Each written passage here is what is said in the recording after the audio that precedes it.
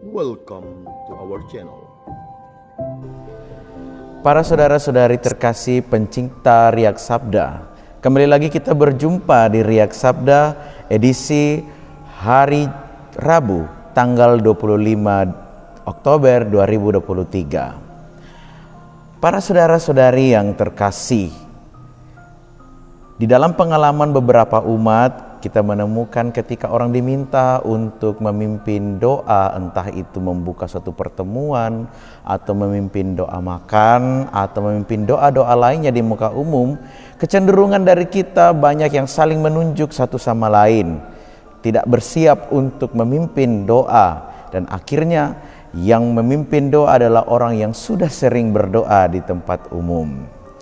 Tapi hal ini juga berbeda kalau misalnya seorang suster atau seorang frater atau seorang pastor sekalipun diminta untuk memimpin doa, mungkin pada awalnya agak sedikit menolak, tetapi tetap dilakukan.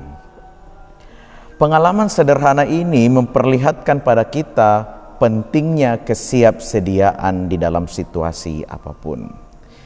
Bacaan pertama hari ini mengingatkan kita posisi kita sebagai anak-anak Allah, dibebaskan dari perhampaan dosa dan hidup dalam kebenaran Tuhan.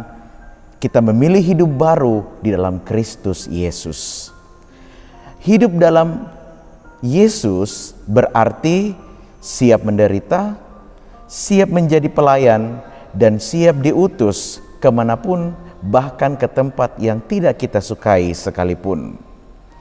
Siap menderita berarti siap hidup tidak sesuai dengan tuntutan dunia, lebih banyak mematikan kesenangan-kesenangan duniawi dan memilih mengarahkan hati kepada Tuhan. Siap menjadi pelayan berarti siap rela berkorban, lebih mengutamakan orang lain dan memiliki jiwa sosial. Siap diutus berarti siap ditolak, tidak mudah marah, tidak pendendam, ramah, dan senantiasa hidup di dalam sukacita. Para saudara-saudari yang terkasih, di dalam bacaan Injil dipertegas kembali posisi kita sebagai anak-anak Allah yang harus bersikap bijaksana dan siap sedia dalam menghadapi situasi dunia yang tidak berpihak kepada kita sebagai orang-orang pengikut Kristus. Kita sebagai anak-anak Allah harus mempersiapkan diri untuk kehadiran Tuhan di dalam kehidupan kita.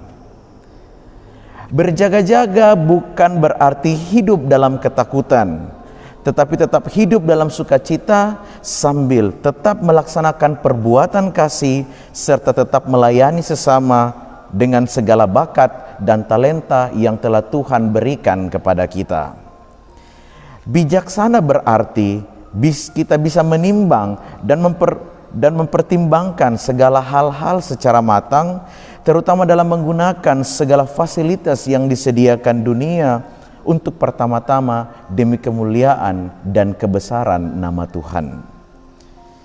Kita tidak boleh kehilangan identitas kekatolikan kita berhadapan dengan tantangan dan godaan dunia yang semakin banyak. Kita harus membentengi diri kita dengan doa, ekaristi, dan pelayanan. Hanya dengan doa kita bisa berkomunikasi dengan Tuhan dan memahami apa kehendak Tuhan yang harusnya kita lakukan dalam hidup ini. Hanya dengan ekaristi kita mampu memperoleh kekuatan iman melalui santapan sabda dan tubuhnya untuk mampu bertahan menghadapi tantangan dan godaan dunia sembari siap sedia menanti kedatangannya. Dan hanya melalui pelayanan yang tulus kita mampu membaktikan diri kita sepenuhnya demi kemuliaan dan kebesaran nama Tuhan. Maka dari itu, mari kita mulai berjaga-jaga dan bersikap bijaksana dalam hidup, agar ketika Tuhan mendatangi kita, kita didapati setia dan tetap hidup dalam iman serta cinta kepadanya. Semoga Tuhan memberkati kita.